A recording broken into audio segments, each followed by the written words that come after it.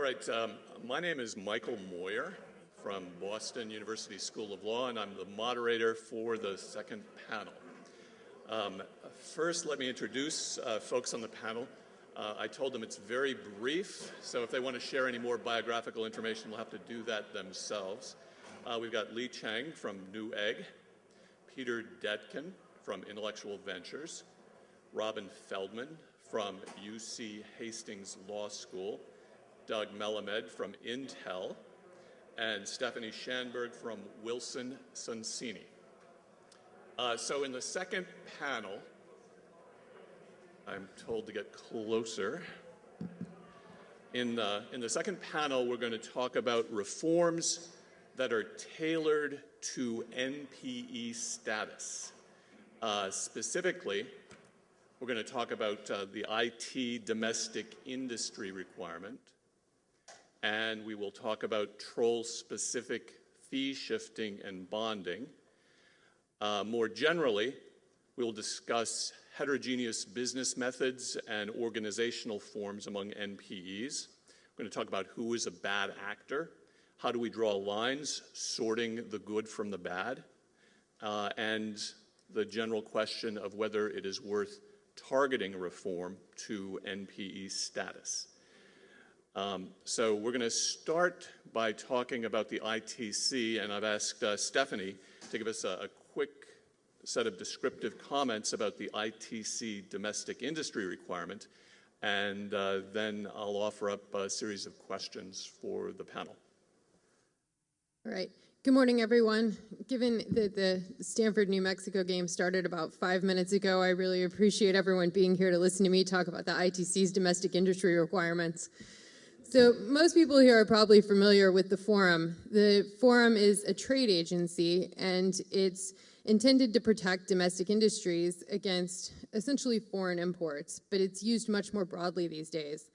The domestic industry requirement is a two-part jurisdictional test that the ITC applies in every case. And what it does is it requires that an industry exist in the United States relating to the articles that are protected by the asserted patent, or that such an industry is in the process of being formed. Domestic industry is a two-part test. There's the technical prong, which essentially means that an article has to practice the asserted patent, and then there's the economic prong, which is the part that is most interesting to our discussion of NPEs and NPE policy in the ITC.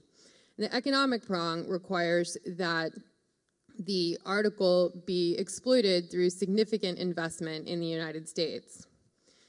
And the ITC's economic prong has been the subject of a lot of discussion lately because there are essentially a number of ways that NPEs can try to satisfy that economic prong, and the amendments to the ITC's domestic industry requirements made by Congress in 1988 essentially opened the door to NPE activity in the ITC by allowing the satisfaction of the economic prong through licensing activity.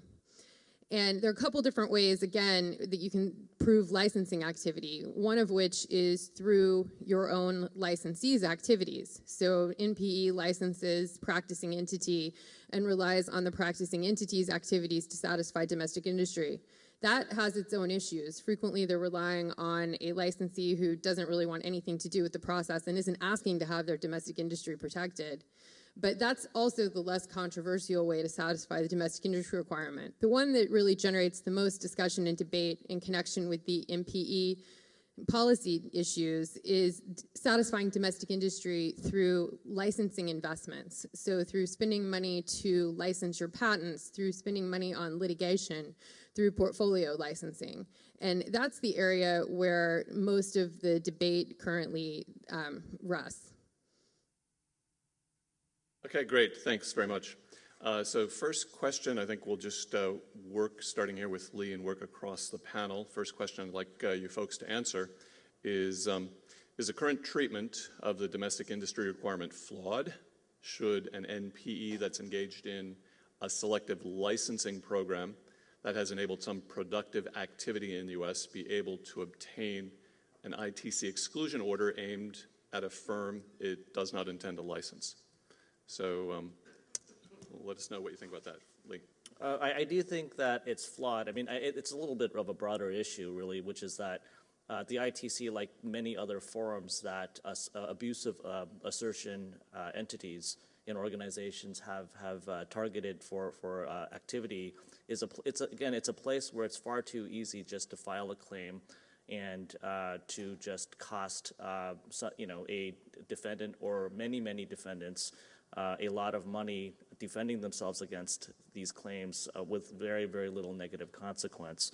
But as far as the domestic industry requirement itself, I mean, I do think that a claimant engaged merely in a selective licensing program that I think we can come up with a list of factors at some point, but engage in a selective licensing program that's designed really just to force settlements that are below the cost of defense. It is a type of activity that needs to be curtailed. Peter. Well, I'll respond by only referring to my experience in the ITC with intellectual ventures. We really only have one experience to refer to, and that's a case where we had done a license with a major semiconductor manufacturer, memory manufacturer here in the United States. I won't mention names. It's in Idaho. Let you guess. But they had done a deal with us based on our several thousand memory patents, and they were playing by the rules.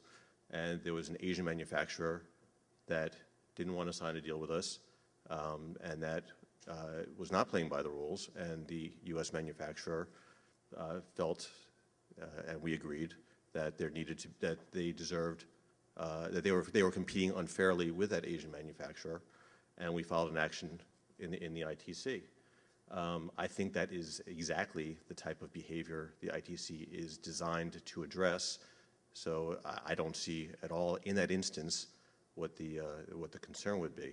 A broader point I'd raise. I can't help lead with the point of people will bring claims and it will cost money to defend. That's true. That happens in every possible jurisdiction where a complaint can be brought. It's an old law school trick. Can Joe sue in this instance? Of course Joe can sue. Can Joe win? That's a different issue. Joe can always bring a claim in the ITC. But I'd ask Stefani, since she's the expert here on this, and I truly do ask this because I'm not an expert and I haven't studied this in a while, how many exclusion orders have been obtained by non-practicing entities in, say, the last 5 years? So I actually don't think that's the right question. I think not much of a threat if there's no threat there. I think that the question you're asking indicates the problem, which is that NPEs are going to the ITC. They're not frequently getting exclusion orders, but operating entities are spending millions and millions and millions of dollars defending against these cases, and these cases are settling out before an exclusion order can issue because of the specter of an exclusion order, and they're being used improperly by non-practicing entities for litigation holdup. And that is a fact. If you look at the number of respondents in ITC cases, as opposed to the total number of cases that involve a non-practicing complainant, if you look at the total number of respondents who are subject to suit in the ITC by a non-practicing complainant, it's gone up every single year since 2000, and it's gotten to the point where I have the statistics somewhere here and I can dig them out, but it's over 50% of the respondents in ITC cases since 2011 have been in non-practicing entity cases, and part of the reason for that is because the AIA's non-joinder rules don't apply in the ITC, and so you still get these cases that threaten tons of complainants altogether, tons of respondents altogether against one non-practicing entity complainant. So some of the statistics relied upon to say that NPE activity is not actually a problem in the ITC are misleading because they look at the number of complainants and they look at the number of exclusion orders. They don't look at the number of respondents and the amount of money being wasted defending against these claims that don't belong in the forum in the first place. I do know enough about the ITC to know that you join as a respondent everybody you could think of in the chain, because that's the only way to get effective relief in the event that you do win an exclusion order. So I would argue that the only way to look at it is the number of cases being brought, and I think the ITC data itself would dispute that there's a significant issue. But again, I would turn to the simple fact of, as far as I know, for one thing, I don't think the ITC is a favorite forum these days. Again, I don't really know, and perhaps there's data that says to the contrary, but I do know that there are no exclusion orders that have been granted, So if it's a threat, it's not much of one. I acknowledge Lee's point, and the point I believe Stefani was making. It is a pain to defend against. Whether that drives the cost of settlement, that's for the defendant to decide. But any case is a pain to defend against, and it's part of the cost of doing business. So, I'm sorry. I mean, I think the overall point is whether or not there are sufficient hurdles, right, in different forums that discourage advantage taking by abusive patent asserters, people who abuse IP rights. And you know, at present, I think it's fairly clear. I mean, even if the statistics don't show that exclusion orders are granted, I think statistics would also suggest that NPEs probably at the federal circuit level don't win the majority of the cases that get appealed up to the federal circuit, right? But that doesn't mean that there's a huge amount of abuse that takes place, you know, as a result of the, you know, what I call the asymmetry, right, in our legal system, you know, between the rights of claimants, plaintiffs, and defendants. I mean, it's there's a very low cost to bringing claims, to filing lawsuits, and to initiating ITC actions. And there's a very, very high cost to defending against these actions, you know, defending against these actions that drive a lot of settlements that, at the end of the day, really do not result in a lot of productivity or benefit for society. So I think I'll change the order and let Stefani go on and finish your comments to the initial question. If you have more, you want to... Mike, how could I possibly remember what that was? Were you asking if the ITC's domestic industry requirements are currently applied appropriately? Is that the question you're referring back to? I asked whether the treatment of the domestic industry requirement was flawed, and also should an NPE engaged in selective licensing be able to obtain an exclusion order. Okay. So the conversation we've got going, I just wanted you to have a chance to finish up what you were saying in response to Peter. So, I mean, my view is that there is really no place for an NPE in the ITC. And I have experienced it personally a number of times, defending companies against non-practicing entities in the ITC, and there's no question that the specter of that injunction that an NPE cannot get in a district court, does impact the litigation and the way in which a company has to value that litigation and has to defend that litigation. And the question is, you know, why does a trade agency, you know, directed to the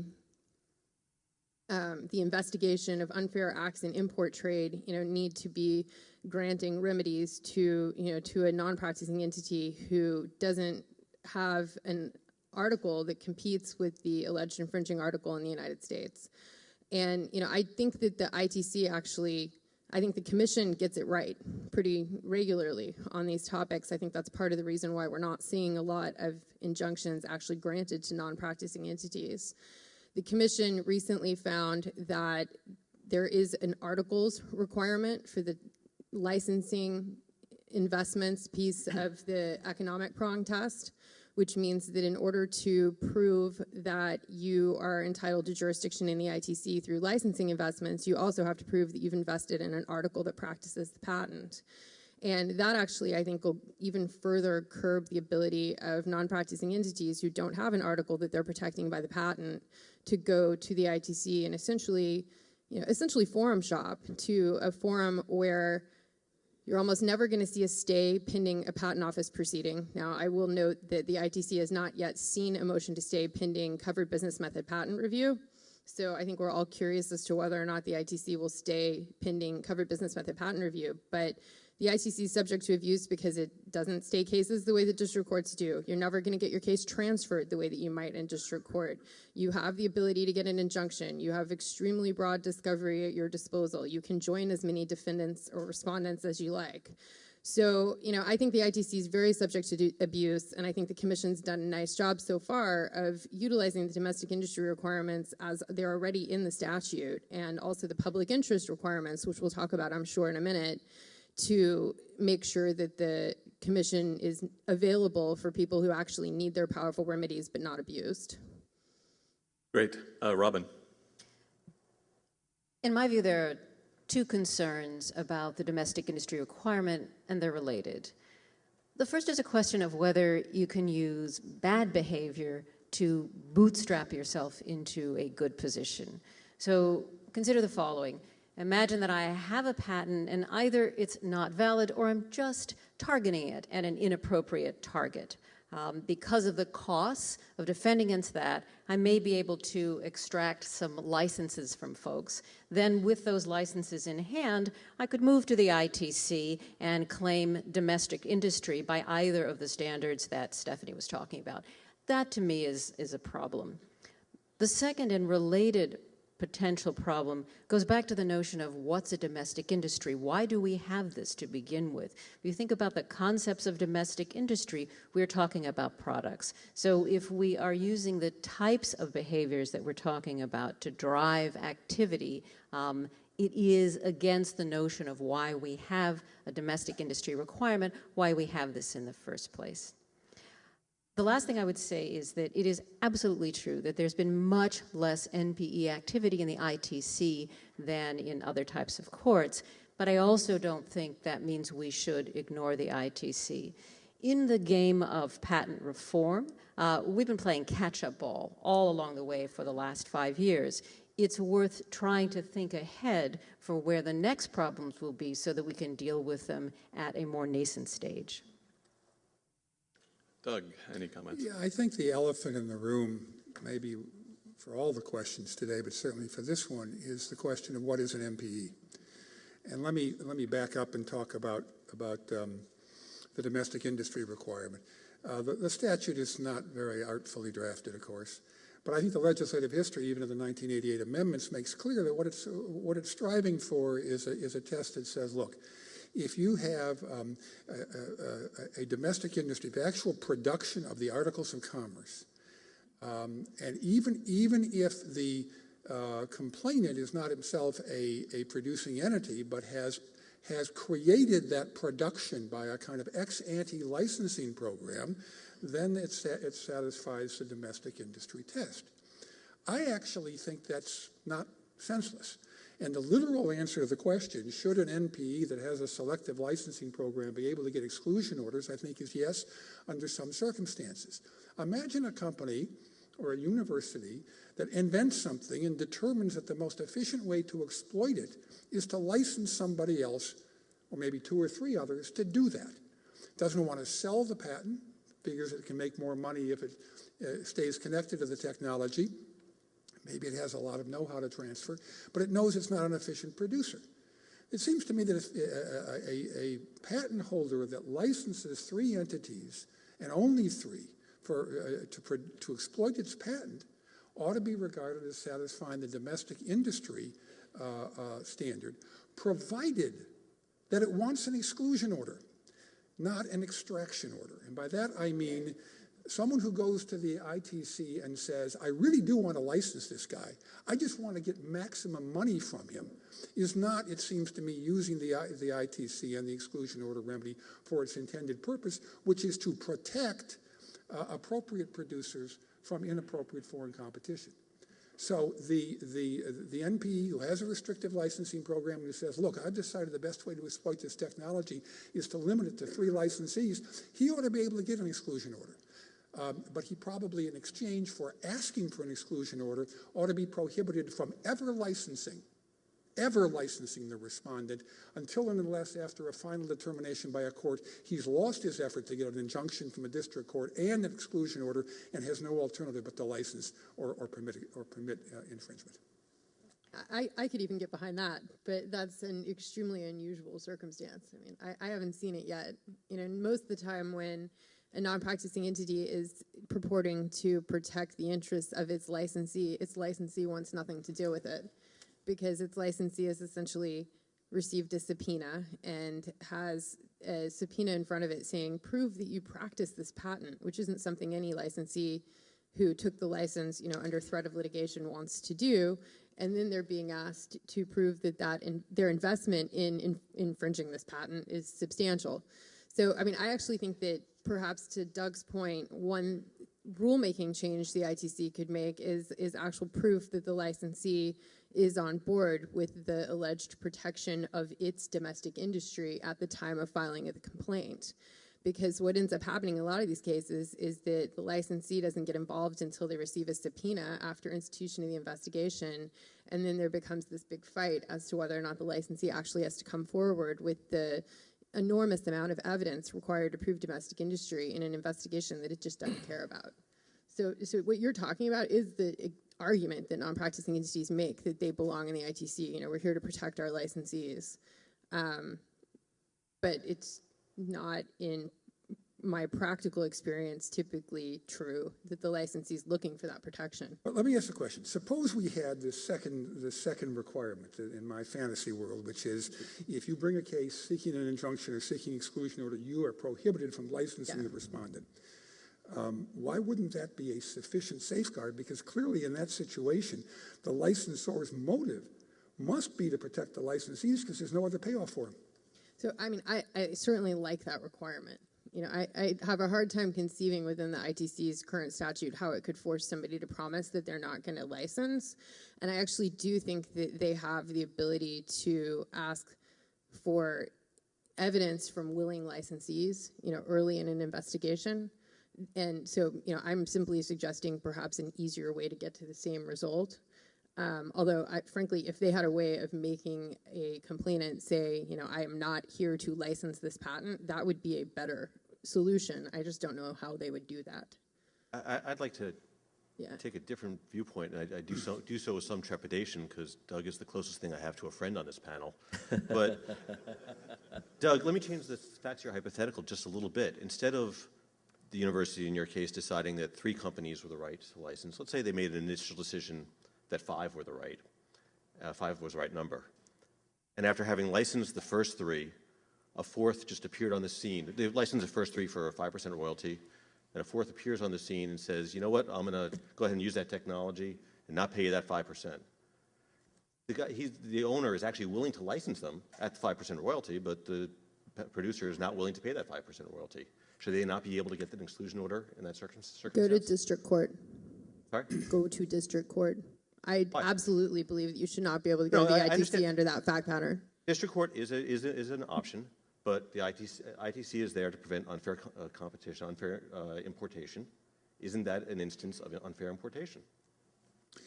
I think you could probably, leaving aside whether you should be in district court and limiting the ITC maybe to the case of a respondent over whom district courts didn't have jurisdiction. Maybe what the rule should say is you can try to seek a remedy with respect to this 4th technology user, provided that you don't seek a royalty in excess of the one you're charging your current licensees. So you can't use that as a pretext for extracting a hold-up royalty. And at the same time, if he has a bona fide desire to litigate the validity and infringement, I suppose he ought to be able to do that. But then you're presenting the infringer with a can't-lose situation. The infringer gets the opportunity to challenge whether he needs to pay a royalty, knowing that there's a ceiling on what he'd have to pay if he loses. If I lose, I just pay what everybody else pays. If I win, that's I'll pay true in anything. tort law. You get to commit torts knowing there's a ceiling on the damages if you think you're entitled to do it. Sorry, say it again. I mean, but that's our legal system. We have damages, Yes. not punitive damages, for good faith assertion of what one believes is a legal right. You breach a contract, you pay damages. You don't subject yourself to hold-up remedies because of an exclusion order. I'm not talking about hold-up remedies, but in damages, in contracts, sometimes there's liquidated damages, but not always. And I'm talking about a situation where here, in your instance, again, there's the infringer's in a can't-lose situation. I mean, the district court will determine what the appropriate damages are if they want to challenge it there, and district courts tend not to grant hold-up damages. It's not a can't-lose situation. Spend $10 million to litigate a case and lose is a loss. So I assume companies are going to do that only when they think that they have a better shot of winning on the merits than paying the fair royalty that you're charging everybody else. At that point, it depends on what's at issue, and we haven't gotten to that part of the hypothetical yet.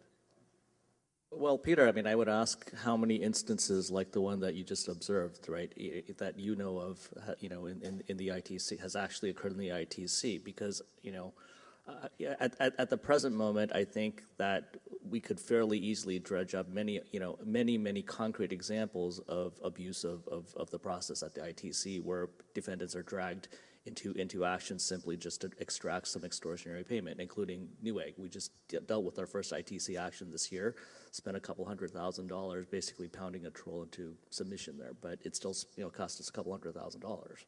I mean, how many contrary examples of a patent holder, having unfairly impaired rights can you point to? Well, I started off by saying that we don't use the ITC. I'm not an expert on ITC. I don't represent companies, so I really don't know. I encourage people in the audience. As far as I know, frankly, the ITC is a disfavored forum. One friend of mine refers to it as the boneyard of patents, where patents go to die. So I'm not aware of people using the ITC all that much. I'm sorry I can't help you on that. I wanted to shift to something that I think was implicit in what Doug was saying, but Doug, please correct me if I'm wrong. I heard you making a distinction between exploiting the patent right, that is creating products out of it or causing the creation of products out of it, versus exploiting the patent system. And I think that's a key distinction. I'm not suggesting that I know how to solve knowing exactly when one is doing what and one is not doing the other, but I think that's an important distinction here. It shouldn't be that we say to a university or a semiconductor creator, yes, you've spent lots of money creating this, but we're going to insist that you engage in vertical integration. You can't license it to someone else to manufacture it. That's not an economically rational thing to do. But nor is it economically rational to say that our domestic industry requirement is going to be a tax on current production, things that people are already producing and are now being asked to just pay some additional toll fees along the way. The question for me in all of this is and has to be, where are the products, where are the new products, how do we design these rules so that we are seeing new products and new industry coming out of it, as opposed to just exploiting the current litigation systems, whether it's ITC or others, so that you get a tax on the production we already have. I mean, the Commission has actually recognized that distinction in a number of cases, distinguishing between production-driven licensing and revenue-driven licensing. And in particular, they bring it up in NPE cases when assessing whether or not to count such things as portfolio licensing or litigation expenses. So it's definitely something that's on the Commissioner's minds, and it's something that I think within the confines of the current statute, domestic industry and public interest factors, the Commission could be doing more with that. It did sound like you were referring to something along those same lines. There's also the FTC study that focuses on the same thing, the ex post and ex ante licensing. And I think the Commission's very well aware of those types of policy issues that are implicated by its decisions. Okay, I'd like us to step back for a second and pursue a line that Stefani started a little while ago. Stefani was talking about rulemaking at the ITC possibly being used to address abusive practices. I'd like you to talk about the general question of to what extent do we need legislation to respond to perceived abuses? Is the current legislative framework adequate given sensible rulemaking at the ITC? Or perhaps nothing of the sort should be done in either dimension? So I'm not going to ask you to go sequentially, just whoever feels like they want to start this conversation, go ahead and do that. Why don't you stand up your name cards if you want to get in the queue. As opposed to just jumping in. Everyone's looking over here. You are our expert. The ITC is definitely a passion of mine. And I'm very involved in ITC Trialers Association, which is, of course, an organization that's concerned with maintaining the relevance of the International Trade Commission in our changing economy. So, some of these hardline positions that I take about the jurisdiction in the ITC aren't all that popular within my own Trialers Association. But, one thing I do agree with the ITC TLA about, and with an article that Colleen and Mark wrote a while back, is that legislative change isn't actually required in order to curb abuse within the ITC. And the reason for that is the domestic industry requirement that we've been talking about. It's the public interest factors that I believe the Commission can and is trying to do more with in current investigations, given the changing nature of the use of the forum. And it's the ability of the ITC to tailor remedies appropriately to a situation. That's something the ITC hasn't been really active in doing in the past. You know, if you prevail in an ITC case, you receive an exclusion order that says that all products that infringe the patent are excluded, and then that leaves customs to figure out what infringes. So one of the things that we've been advocating for as a change in the ITC would help curb all kinds of abusive litigation are the tailoring of exclusion orders. So for instance, if a patent covers a tiny little feature, you know, that should be clear. Or if there's an opportunity to design around a patent, then the exclusion order should be stayed for a certain period of time before it's put into force. So the ITC actually has an enormous amount of tools, and the Commission's using them to curb abuse of the forum appropriately absent legislative change. I could go on. Well, no, the expert has spoken. Anybody want to challenge those comments? All right, let's move to the second part of our agenda, and Robin Feldman's going to give us a little bit of background about fee shifting and bonding.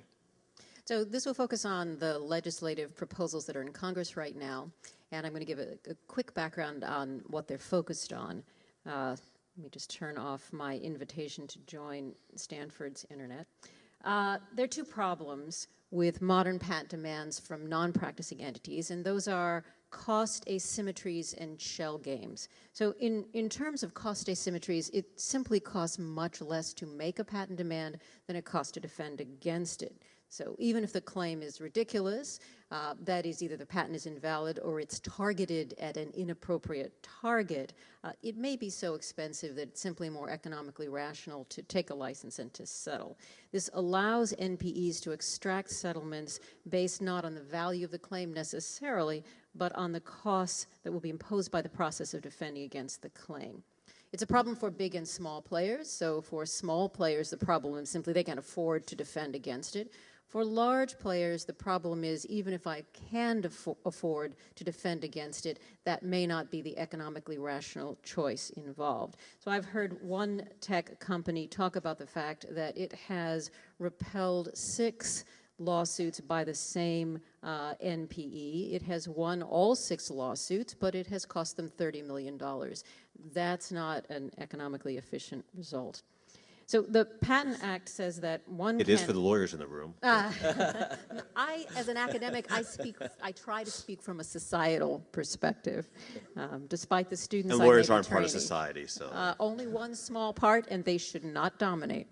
So the Patent Act says one can recover fees in exceptional cases. Courts rarely do this, although the Federal Circuit last week did uphold a significant fee-shifting case.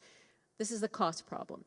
Shell game problem is the following. NPEs may be organized as shell companies with licensing proceeds distributed to partners, to investors, and no money in the shell itself. So if you do manage to win a fee award, it could be an empty victory if there's no money to pay for it. So those are the two types of problems that the pending congressional bills are aimed at. And I will just go over a quick summary of what they are. They're a variety. They're complicated, so this will be a light overview.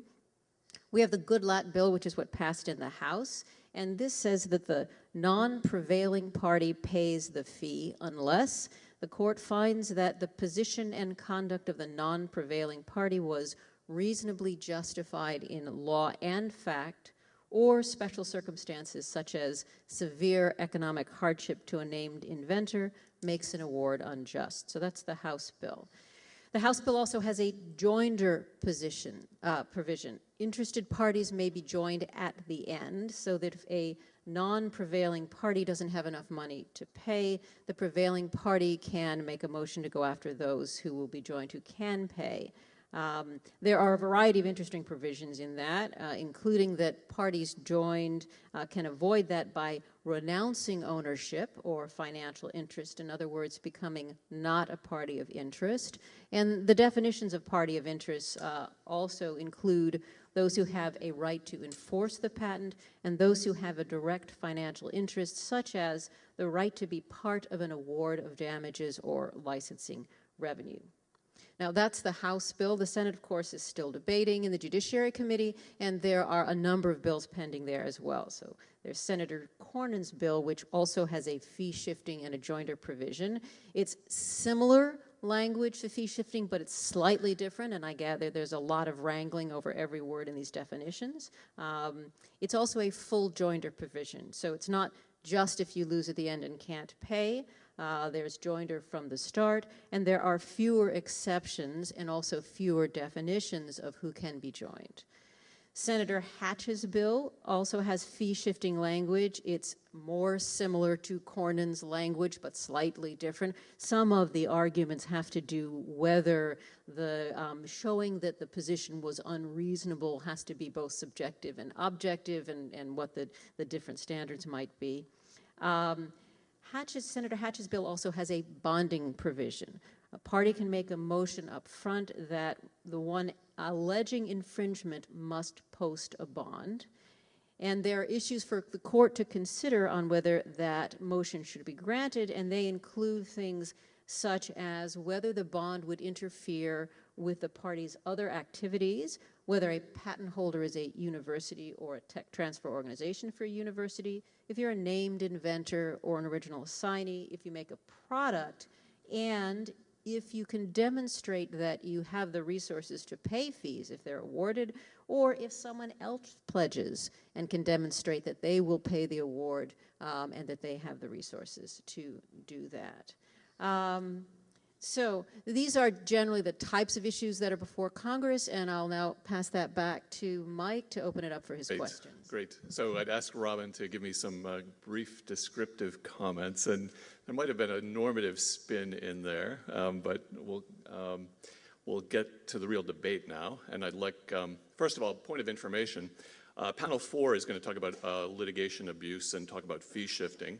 So in this panel, we'll focus a little bit more on triggering fee shifting provisions according to status, or status as an NPE, or some other status. So I want to see if we can focus a little bit on that, and let me get the panelists to consider two questions. First, the one that Doug mentioned a little while ago. If we do target reform to some status like NPE, how should we define NPE, or how should we define patent assertion entity, whatever? So how should the entity be defined in the trigger provisions of the reform? And the related question, NPEs have different kinds of assertion practices. They're bottom feeders versus big game hunters. They differ in size, differ in financing. So how do those differences matter when we're formulating an NPE-specific patent reform? I'll let Peter start the game going in this case. Oh, thanks. Well, I'll talk about what I like about the proposals, what I'm even about what I don't like. What I like actually about the proposals is that they're not status specific. They focus on behavior instead of the actors. They look for bad behavior within the litigation. If you assert something you shouldn't have asserted, if you act badly within the litigation, that's what triggers the fee shifting. And under the Goodrich bill, under the current draft of the Senate bill, there might be some others that are out there that have differing approaches. I'm not sure. I know the Hatch bill, until you get to the bonding issues, doesn't focus on status. But the key is they don't focus on NPE versus non-NPE. They don't focus on plaintiff versus defendant. A defendant who raises defenses they shouldn't have brought will also get similarly hit with fee shifting. That's as it should be. Frankly, it's as it already is under 285. Now, we can argue whether 285 has been properly applied. That's something that the Federal Circuit has recently weighed in on. Maybe Mark can fill us in. I forget if that's going up to the Supreme Court, the 285. It is. He's nodding his head. So I think the Supreme Court's going to act on that before Congress has a chance to. But the key is it is not status specific. It is based on the actions, not the actors. So I think that's good. What I'm neutral about is actually the concept of fee shifting itself. We're a large entity. We're big boys. We can handle it if that's the law. taking a slightly more broad viewpoint for the overall good of the system. I'm going to get hit on both sides for saying this, but I would argue that Newegg and Intel can take care of themselves and are better able to take care of themselves than your average small plaintiff who has no assets, has a legitimate claim. Let's at least start with legitimate claims before we get to the illegitimate claims. But barring access to the court system is generally not an American principle. It is not a principle that we have adopted in many aspects of the tort system. I'm not sure it's a good principle here, but speaking for intellectual ventures, we can live with it. Getting to one aspect, though, of how that's implemented that I think is dangerous. It's frankly aimed at me and other of the, what am I now, a big game hunter? Is that what I am? Other big game hunters. The transparency issue. Let me start with a statement that only about 25% of people in this room are going to believe, but it's the truth nonetheless. We have never sued in any name other than intellectual ventures. We don't file in the name of shell entities. We only file suits. When we file suit, which by the way is less than 20% of our revenue to date, we only file in the name of intellectual ventures. There are those who have these shell entities, and I agree that when those are used, just speaking now again as mostly drawing upon my former history as a litigator, it is appropriate, I think, to know who you're dealing with on the other side. Who is making the decisions on the other side? When you're just talking to somebody to settle the case and you don't know who's really pulling the strings and who's making the decision, I think it's fair for the courts to know that. Where I think the proposed legislation goes overboard is by demanding a listing of all investors, even if they're passive investors. What that is really aimed at, there's no good reason for that, and what that's really aimed at is chilling investment in this business model. It is proposed by people who do not like this business model and want to chill investment in it, and the way to do that is to tell the various institutions that think it's an interesting asset class, want to help create the secondary market, that if you do, you might be liable for somebody's fees in a litigation you had absolutely nothing to do with. I don't believe that's appropriate, and I believe that has some ulterior motives that have nothing to do with the actual stated goals of the proposed legislation. Peter, can I just ask you one clarifying question? Why not? It's 1 on 5 up here. I will. But I'll go easy on you guys. I appreciate that. But all right. actually, Peter, the point that you made about Robin had the floor. Oh, I'm sorry. That's all right. I was just going to say we're all friends here. We like you very much. We just don't like what you do. All right. So here's my clarifying question, which is, you said that you always file an intellectual ventures name. So for those companies that you have created and dropped intellectual venture patents and assets into, when they sue, do they sue with the intellectual ventures name, or do they only sue under their own name? Thank you for asking that. What we do when we acquire assets, we acquire them in an acquisition entity. We do that, and I'm on record. I have a blog entry. You could read it much more eloquently there than I'm about to state it. For the same reason that Intel and Newegg form newcos when they do acquisitions, or at least they did. I don't know if they still do, Doug, but at least they did 14 years ago, which is to shield the assets from other claims that may be against. I'm sorry, shield the current assets against claims that may be brought in, and to shield possible licenses that we don't know about. So we do hold them in separate entities. By the way, you can see our entire patent portfolio on the web. Just go to intellectualventures.com/patents. I think that's the URL. And we try to publish all of our patents, at least current as of the date. I'm not going to promise you it's all of them. It's like 90% of them.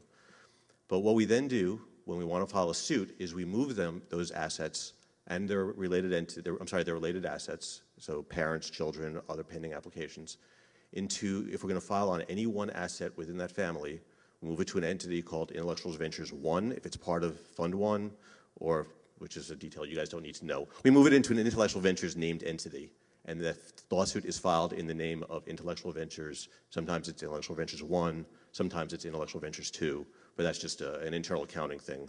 But the first two words are always Intellectual Ventures. So any assets that you've transferred into these acquisition companies, and I know they have a variety of names, so all lawsuits filed by those folks will all have the Intellectual Ventures name on it somewhere? Well, what I think you're getting at is sometimes we sell assets. And when we sell assets and we no longer own or control them, those, if someone sues on those assets, they will not be in our name because we're not the ones doing the filing. If we are the ones who control the litigation, then yes, we file it in our name. So I was thinking of what is probably your least favorite NPR report that was talking about suits by Oasis Research, which is reported to be, certainly by NPR, associated with intellectual ventures. So when they sue, do their suits have the intellectual ventures name with it? No, because we had no control over that. We sold the assets to Oasis Research, Okay. and we had zero control over what they did. So there are those who would suggest that these types of relationships are ones that should be more transparent and also might, in certain circumstances, be available for fee shifting and joinder provisions depending on the circumstances of the flows of the assets between the entities and the types and levels of control. That's what I was asking. That's what I was trying to get to But that's the exact point I was trying to make. In that instance where we have zero control over what they do with the asset, no, I mean, they could have licensed it, they could have litigated it, they could have sold it. We do what's in our economic best interest. We had an asset, somebody offered to buy it, we sold it, just like you might do with your house or your car. And what they do with that asset is completely out of our control. I'm not sure why I should be joined in that lawsuit. Well, under current rules... Robin, if I can just ask a question, except to the extent that perhaps intellectual ventures continues to receive a royalty stream from the assertion of that asset. I mean, there are many, many different holding companies that have very similar models, right? Acacia Research being one of them. And, I think they would make very similar arguments that they would claim that they have no control over how the assets are asserted, but they would continue to get a benefit. It seems to make some sense that to the extent that there are some negative consequences levied for abusive patent assertions, that the consequences should be borne by those who have economic benefit from the abusive assertion of such assets. Well, taking that to its extreme, every time Intel files a suit, every Intel shareholder would have to be disclosed. But the fact is, I mean, it's getting to the point again that I think Robin was trying to make. In some instances, we do retain what we call a back end to help finance the purchase. We think the asset's worth X, someone will pay us 10% of X, with the rest coming, through perhaps through the proceeds from their further sale, their licensing, their litigation, or whatever. But again, I have no say in what they do with that. And in that instance, the only justification for bringing me or any investor into a lawsuit is to try to discourage that kind of behavior. And again, all we're trying to do, and all our investors are doing, is further the secondary marketplace for patents and for invention rights, which is what we're talking about here. And again, if I have zero control over what that purchaser does with that asset, I don't see why I should be part of that litigation. So there are provisions within all of the joinder proposals out there that would leave out shareholders at Intel. So I think they have tried to deal with that problem. They're taking to its extreme. Yeah, right? I think that's right. And under current rules, we wouldn't even be able to have the conversation in court about whether there is either sufficient financial flow or sufficient control that would allow us to say whether a company that has no assets and has been assessed to pay the fees of this litigation, whether that liability should refer back to other entities that have benefited. So I think that's what these provisions are getting at, although you do see different types of provisions. And I want to take this back to the provisions again, which is, and to respond to some of the points that have come up. There are interesting things in the provisions that go both ways, I think.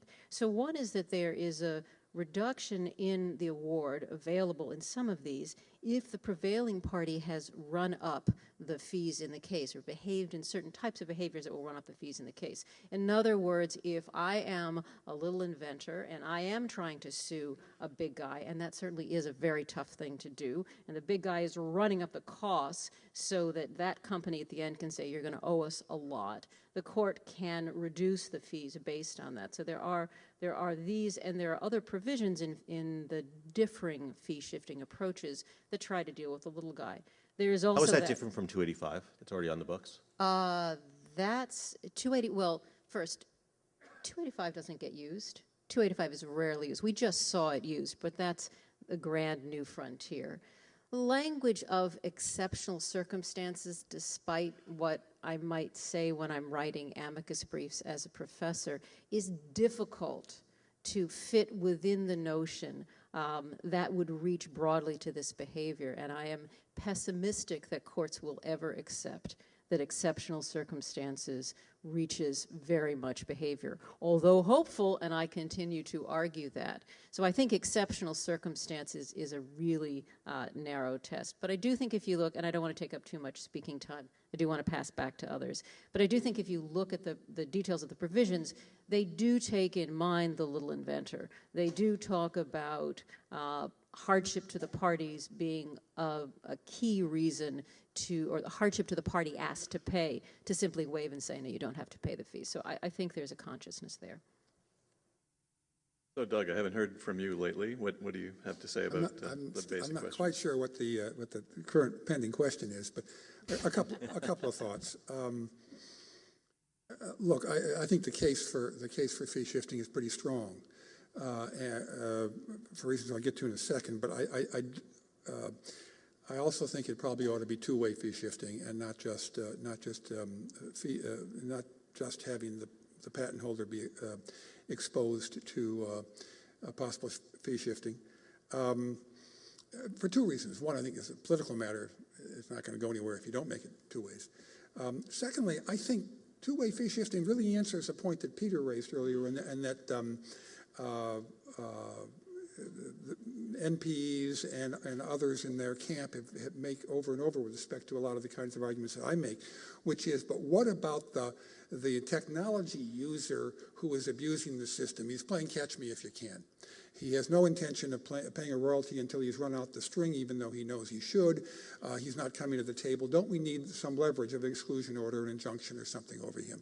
I said earlier why I didn't think exclusion orders and injunctions were the right kind of leverage, but the threat of fee shifting might well be an appropriate way to answer that concern. The argument against two-way fee shifting, I suppose, goes something like this. Fee shifting, unlike other possible reforms, is one about which there might be some uncertainty as to whether you're going to wind up having to pay fees at the end of the day. So there's a risk of deterring some desirable behavior, I think in only a small minority of cases, but there is some risk. And if there's a risk of deterring, having false positives in effect, then you're in an area where as a policy matter you might want to weigh the benefits of running that risk against the costs of that risk. And if you think that NPEs in general are entities whom we're less concerned about deterring than practicing entities, you might say that, well, they have a different balance and you strike a different point. But my bottom line would not be to go there. I want to say one more thing. Peter said earlier, if I heard him correctly, frankly, I'm having trouble hearing the speakers because of the sound system here. But I think he said, but why are we doing fee shifting here? We don't do it generally in litigation. And I think there are two reasons. One, I think there's a tremendous record of abuse that we're observing in district courts. But beyond that, this is a very unusual industry. Let me focus on the IT industry, in that there really is no market. There really are no property rights as are conventionally understood. And that is because you have rapid technological change, you have ubiquitous simultaneous invention, and ubiquitous inadvertent infringement. So as a practical matter, the issue of how much does a technology user owe to a patent holder arises almost all the time, only after the technology holder has infringed the patent. I want to leave aside big company-to-company cross-licenses because I think I'll answer them implicitly in a moment. So it comes up ex post when the buyer of the right doesn't have, as a practical matter, the option of walking, because he's often locked in and he can't just walk away and say, well, okay, I won't take a license, I won't use the technology. And that means that the negotiations over a so-called market price are necessarily driven by the specter of what would a court do if this is litigated. Everything is in the shadow of litigation, and it's driven by the court's determination of damages. I think that's way out, the court determination of damages is way out of whack, but be that as it may, this is not a normal market. It is a market that is fundamentally based on the results and the outcomes of litigation. And that being the case, rules that I think we should have heightened sensitivity to the possibility of litigation abuse and a greater willingness to address it with rules like fee shifting. Yeah, if I could, yeah, I actually agree with Peter very much about the need to focus on not the form of the entity and the asserter, but on the actions and the substance.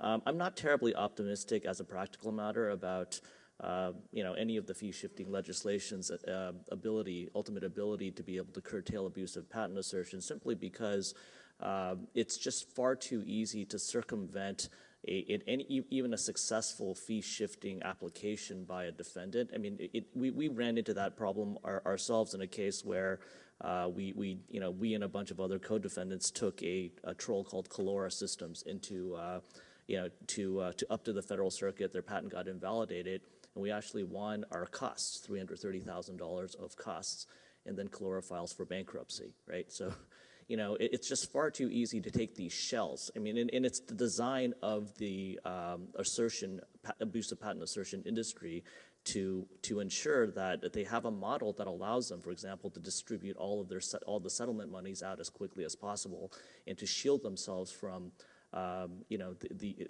ever having to face negative consequences that fee shifting would provide. I'm far more optimistic actually about bonding requirements.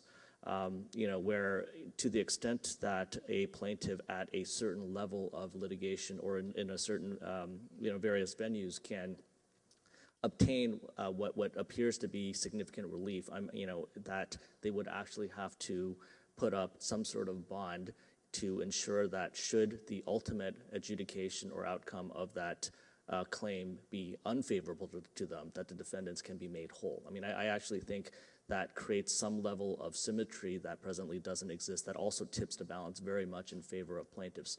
Right now, the only bonding requirement that exists, for example, and I think it forces a lot of settlements, is one where, in forms, for example, like East Texas, if you lose, it doesn't matter if ultimately there's a high probability you're going to prevail on appeal, you have to put up a bond, a supersedious bond, and it imposes an external, extra 10% cost. And I do think that bonding requirement should have a much more beneficial effect in terms of forcing those who think that they have valid patent claims, right, to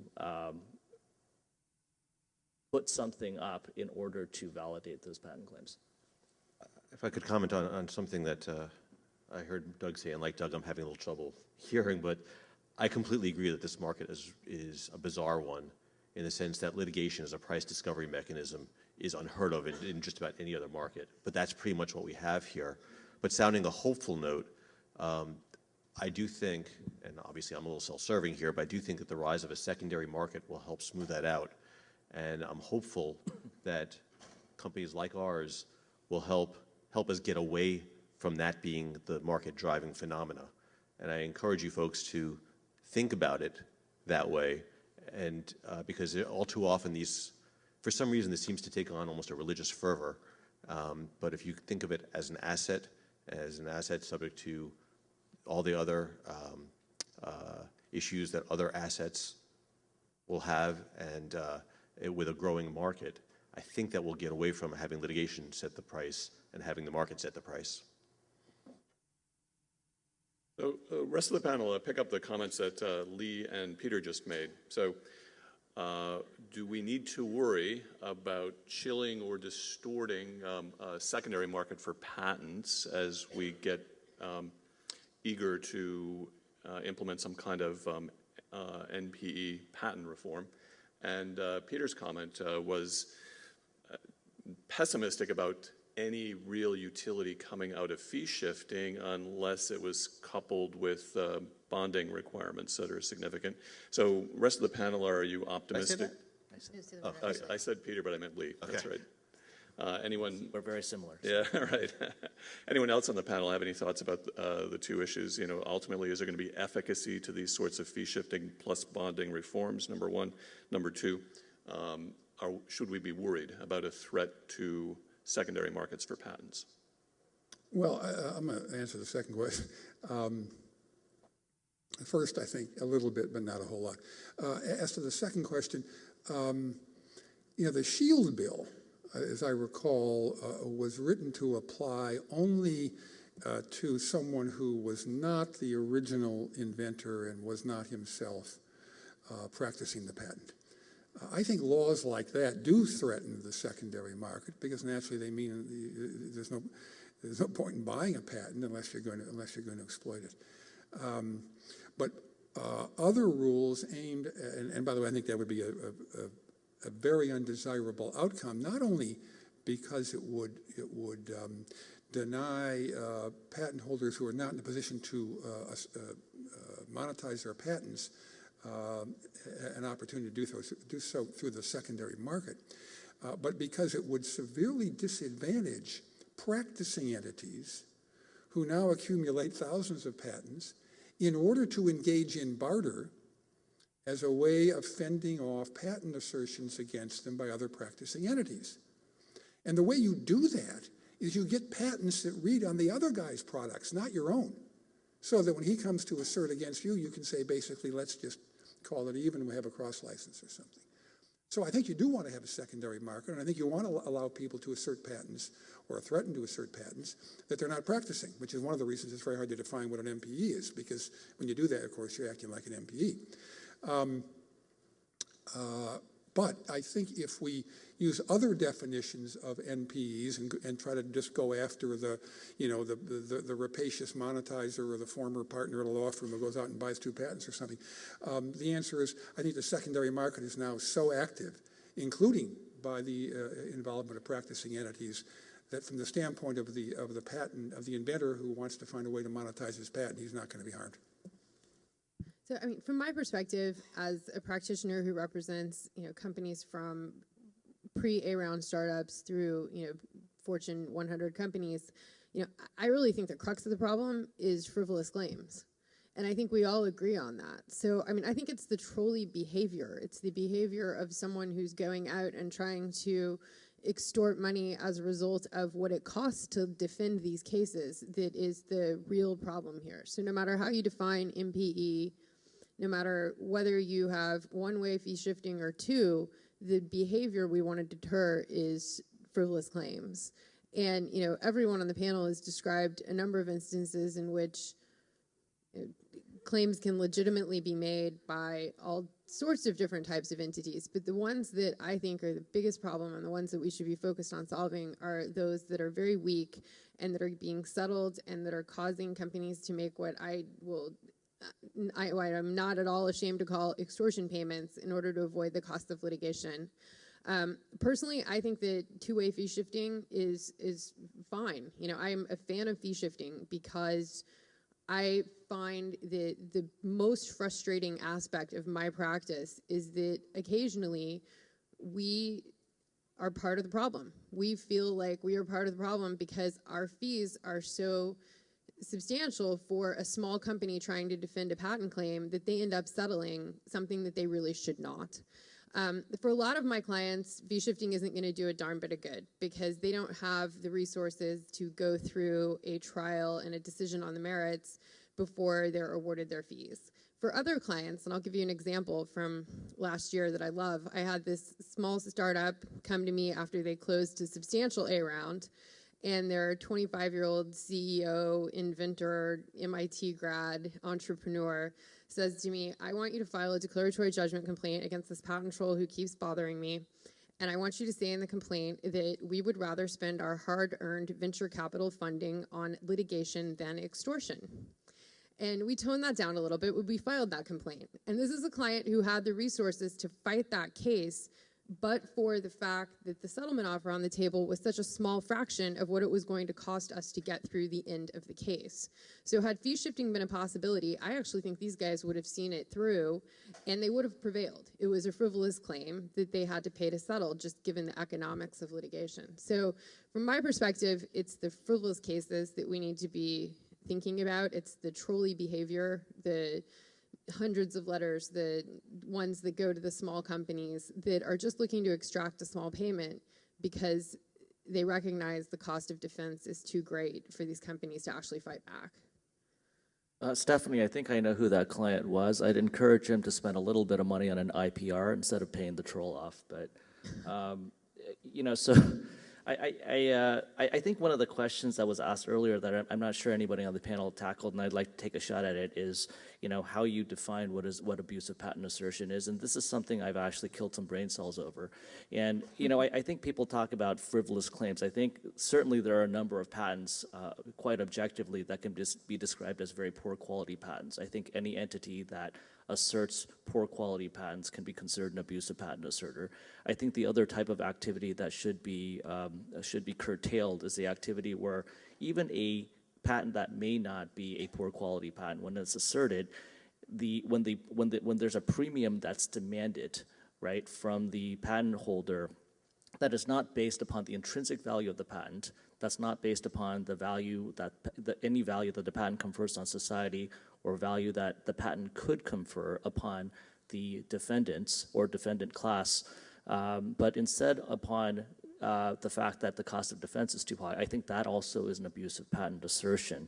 Going then to the point that Peter was making about, also a need to encourage the development of a secondary market, that's not something that I think I would oppose. I think it's very good to have in an asset class like IP be backed by a secondary market. I think a secondary market would quite naturally develop because IP is genuinely that valuable.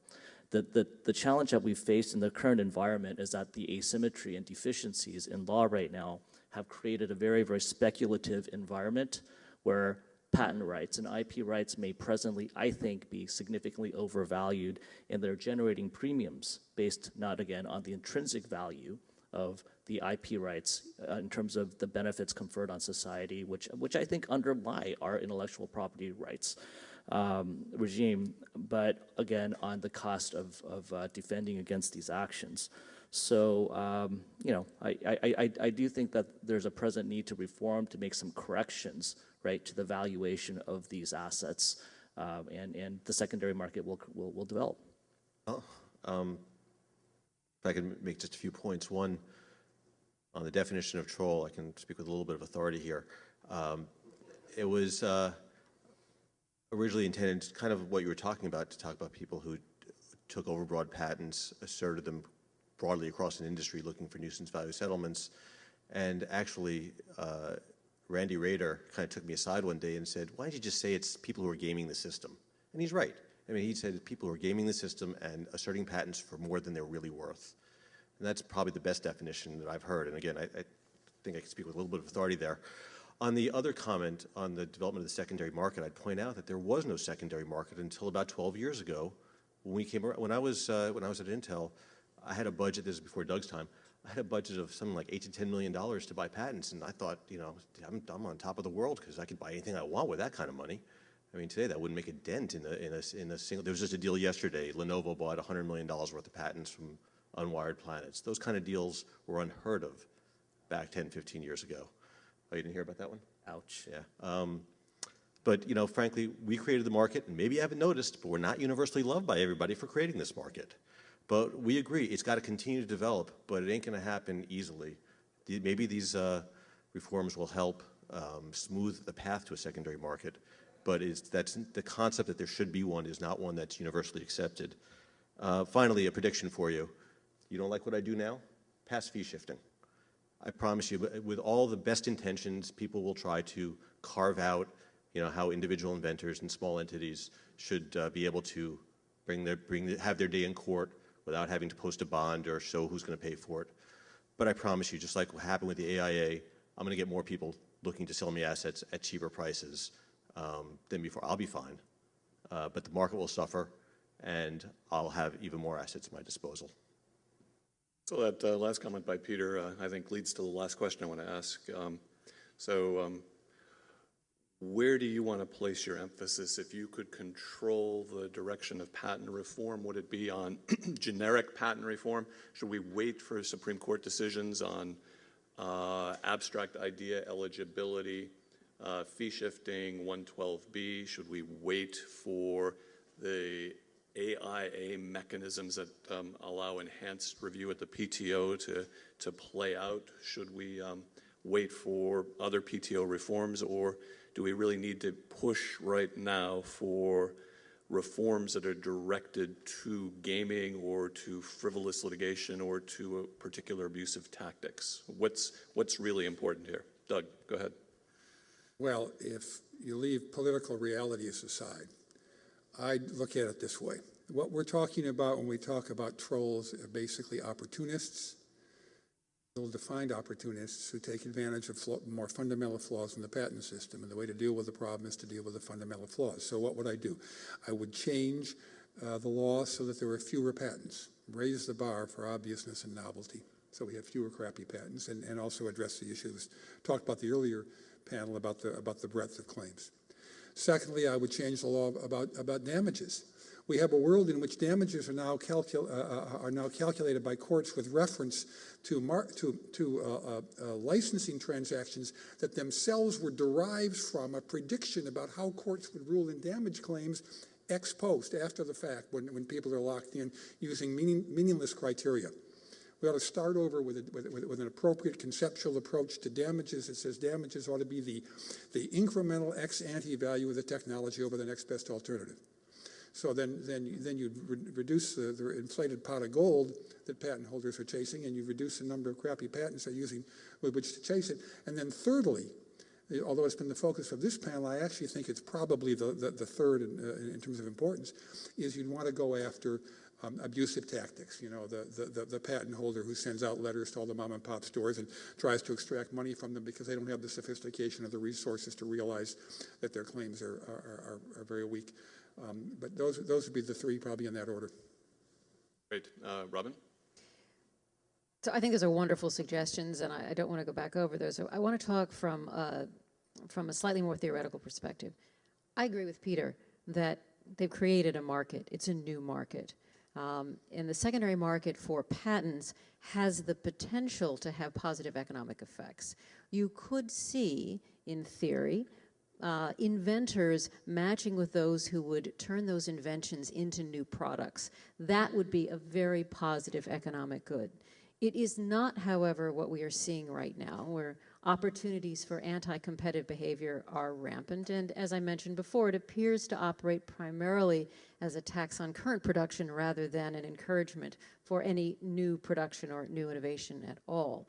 So with those things in mind, you have to think about this new market and what you might want to do. New markets need to be regulated and tamed. That's what I think we are seeing society on the whole think about right now. It is not a simple problem. There's no one answer. Not fee shifting, not software patentability before the Supreme Court right now, not what the FTC is doing, none of these. It's going to take a lot of different efforts to try to bring this new market into some semblance of rational behavior, positive economic order, and something away from what Stefani has referred to as when we think we're closer to extortion than productivity. Okay, so I'm going to be a little controversial. I know that's a shock. But I'm going to tell you folks that the proposed legislation and this conference and all the sturm und drang about patent, this whole issue, is a waste of time, because this is all focused on patent litigation. And the fact is that litigation is just the tip of the iceberg of what the real issue is. And nobody is paying attention to what the real issue is. What we need to do, if you want to improve the system overall, Doug touched on this, I'm going to say this carefully, it's two-parter. It sounds like one part, it's two-parter. We want to both improve patent quality and improve the perception of patent quality. If we solve those two problems, that is, make patents better and make people trust the system so they think and they know that patents are better, almost all the other problems will go away. Yes, there's always going to be abusive litigants. Nothing you can do about that. There are abusive litigants in the insurance system. There are abusive people in the securities world. There are abusive people in the medical malpractice world. There will always be abusive litigants. I can't help you with that. I'm sorry. But if we had faith that the patent system were issuing good patents, for the most part, they're never going to get it all right. But if we had faith that 80% of what came out of the patent office represented a true invention, then I think people would have a lot more confidence in the growth of the secondary market. They'd have a lot more confidence in that assertions that are going to court have some merit to them, at least on the validity side. The infringement side may not be there, but that's at least reasonable minds can differ on that a little bit more. So that's what I think we really should be focusing on. How you do that is something that I know Mark Lemley who just walked out of the room, has written a lot of papers on. I think we need to get the Patent Office more and better, not just more resources, but better resources. And there's a lot of other things we could be doing that large companies that have resources could be providing to the Patent Office that we're not doing, and that's what we should be focusing on, not fee shifting, because as I forget who made the point, maybe with Stefani, how many times do cases get litigated? How many patent disputes get litigated to the point where fee shifting would even become an issue? It's a tiny percentage of the cases, but that's what we're spending the day here talking about. Thanks. Lee and Stefani, if you guys could be fairly brief, we'll open it up to questions after that. I'll be very brief. I actually never thought I'd hear myself say this, but I agree with Peter. I mean, I do think that the problem here is the quality of patents. The problem, though, with focusing on that to the exclusion of litigation is that for most of my clients, that solution is something that's going to take many, many lifetimes. I mean, it's, you're looking Doesn't have to. But there are so many issued patents right now. I mean, are you proposing that, Doug just mentioned this to me, are we proposing that we, make everyone refile to keep their existing patents, or that we, perhaps, focus on easy and less expensive mechanisms for challenging existing patents, which, I applaud and use regularly. But I mean, for a lot of my clients, talking about improving patent quality, it doesn't solve the problem within their relevant lifetime. And that's why I think that these reforms that are focused on litigation abuse are actually quite important in the short term, until one day when we have all, pristine and valid patents, which is a day that we're not even making the effort to get there. I mean, I could quibble with you. You already have 6 fairly efficient ways to challenge a patent that's already issued. But let's put that aside. Nobody's even trying in conjunction with this to improve the patent quality, so that down the road we don't have to worry about these issues. Okay, last comment comes from Lee. Yeah, I don't think there are any efficient ways to challenge the quality of patents. I think, if anything, right now that there is it's baked into the law. There's a presumption of validity anytime someone basically puts an idea that they want on paper and translates it into legalese, right? Then someone can take it, wave it around in a court in front of a jury that doesn't really understand IP rights, and get them to give the patent holder millions of dollars. I think, if anything, there has to be a very, very critical area where we have to reform the law is eliminating the automatic presumption that all patents granted are quality patents. And I think that in order to improve, if you want to improve the perception of the quality of patents, you have to make it easier to challenge the presumption of validity. And it shouldn't have to cost hundreds of thousands of dollars at a minimum. There's no low-cost way to challenge a patent right now. Okay, I invite audience members to come to the mics with questions. While you're doing that, I'll let you know that Duke lost. How's Stanford doing? It's the only, I think somebody out there knows. Somebody's got to have that score. Well. Okay, thank you. Sound guy knew. Over here. Hi, so I wanted to make a quick comment, and then I have a question. The comment is that I hear you talking about secondary markets for patents, and everybody seems to agree, I think, that that's generally a good thing. Okay, maybe not everybody agrees. But, I just want to make the comment that the message that's getting out, I'm not an attorney. I do a number of things. But I'm an entrepreneur, and I'm an inventor and a startup owner, founder. And the thing is, the message that's getting out to the public is not that a secondary market for patents is a good thing. Absolutely not. What I hear from politicians, I know a lot of politicians, but also just the general public, other entrepreneurs, is that, and a lot of students coming out of places like Stanford, is that secondary market for patents is a terrible thing. And so if the message should be that secondary markets are okay and abuse of the patent system is bad, then I think that's the message that needs to be clarified, because that's not getting out there. So I'm going to clarify mine, because I didn't say secondary market is good, and certainly not the market that we have. I said it has the potential, and it is in theory, but we are not anywhere near a secondary market that I would see as a good. Yeah, and I agree with Robin. I think the current secondary market is certainly doing more harm than good. And I haven't seen a lot of evidence that, more patents or more transferability of patents, leads to more innovation, which is obviously what we're all in favor of as the end result. Luckily, I have the White House on my side. The Council of Economic Advisors just wrote that this activity can be valuable. Incentives to invent are stronger if inventors know they can later sell their patents to or merely engage the services of a PAE. That's Okay, so I we're would not letting note- you talk, but I just finished a study that I published of venture capitalists in which I asked them, among other things, whether they considered the potential for selling the patent assets if the company failed when they were making an investment decision. In other words, do you think about this? And the venture capitalists overwhelmingly said they do not.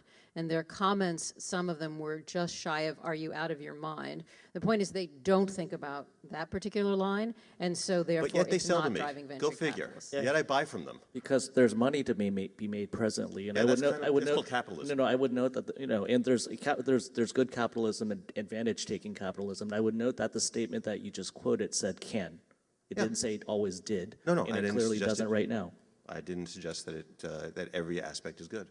But you had a question for us, too. Oh, yeah. There was a question. The question is, something I don't understand is fee shifting sounds really good to me, but why do I only hear about it with respect to patents? I mean, isn't all civil litigation, and I've been involved in a heck of a lot more civil litigation than I ever want to, both as a plaintiff and as a defendant. And I would love to have fee shifting, but why do we focus on patent litigation as being the one place where we talk about fee shifting, and I don't hear it in any other kind of litigation? Shouldn't any frivolous suit be subjected to fee shifting? Shh. You must not say this, or we'll never have it in patent form. The largest opposition to fee shifting is the trial bar that doesn't want to see this beyond that. So the position I take, and I actually do believe this, patents are different. The problem we have in patents are different. Let's try to solve that. Please do not ask us to imagine that we're going to reach any farther than that or solve anything else. And I would add, I think patents are Tense different. It's camel's not just nose. cosmetics. Okay, I want to move across the other side of the room. Is this on? Yeah. Okay. So I'm a young patent attorney. My name's Peter too, and I'm an attorney with Legal Force, and we have about 30,000 trademark clients, and we've thought about actually offering patent troll insurance to them, where we might respond to the initial letters or something. But I actually had a different question. It is in defining either a non-practicing entity or when you're going to do fee shifting, this would probably be difficult to do, but what about, how do you feel about also not only analyzing the quality of the claims made in the infringement lawsuit, but also the quality of the teachings within the patent itself? Because I think that is somehow related to its beneficial use to the public. And of course, there's a lot of dangers in looking into the merits of the teaching of a patent specification. Especially hindsight bias, but how do you feel about that as playing part of the role? And it does seem related to increased novelty and obviousness, analysis. So I think there are two issues with inappropriate behavior with a patent and patent demands. One is the patent of value? And what you're talking about goes to the question of, is the patent of value? Does it teach society something that is important? But the second is, have you targeted in a particularly appropriate direction?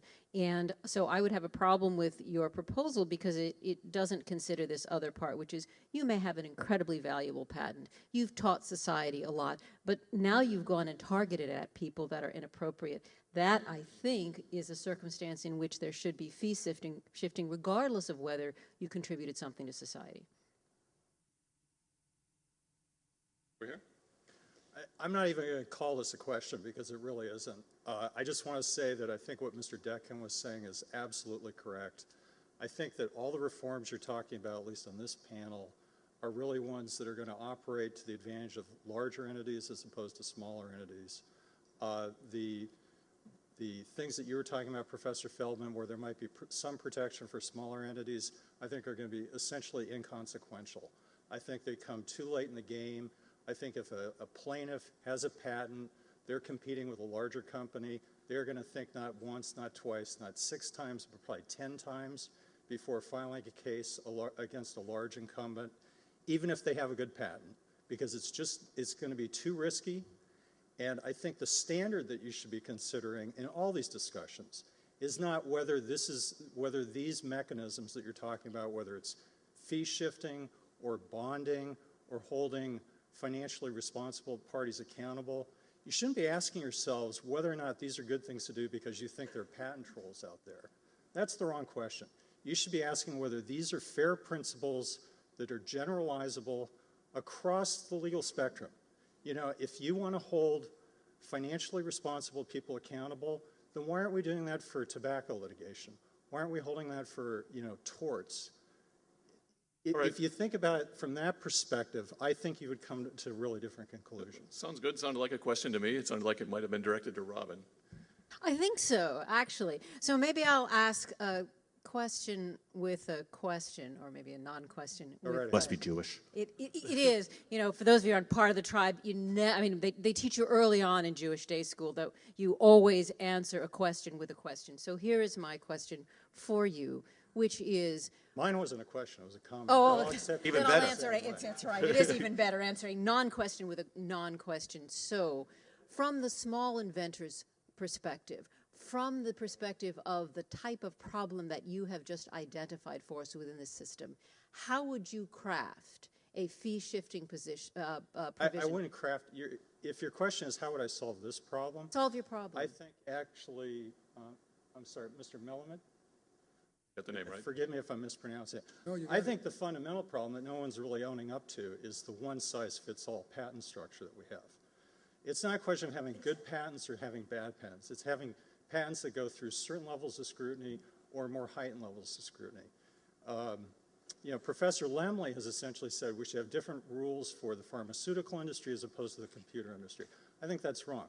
I think you should have gold patents, silver patents, bronze patents, and the rights that patent holders would have for the bronze patents would be considerably less than the rights that people would have for the gold. So I'm going to try to stay back with fee shifting because I think that's what we're talking about. And I understand if it's not something that you want to respond to. But here's what I would say. It comes from the, let me finish what I'm saying. It comes from the perspective that there are asymmetries in costs.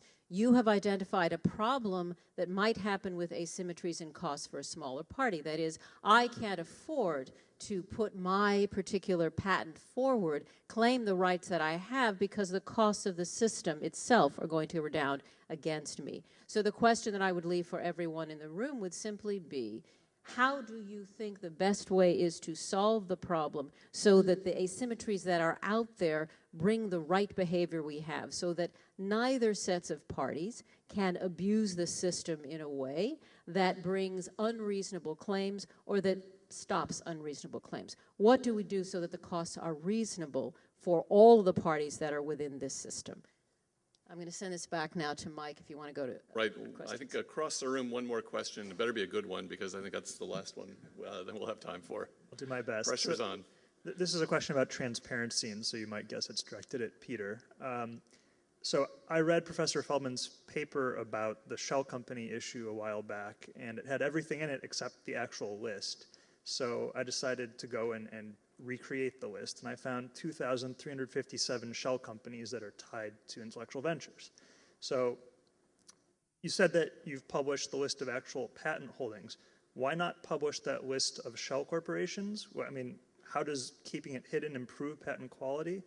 And also, who comes up with the names? Because there are names like Julius Totalizator LLC, and you know it's funny, but it's also relevant because you've got Intellectual Ventures 1 LLC, Intellectual Ventures 2 LLC. Why not just keep counting all the way up to whatever? Can't count that high. That's really the problem.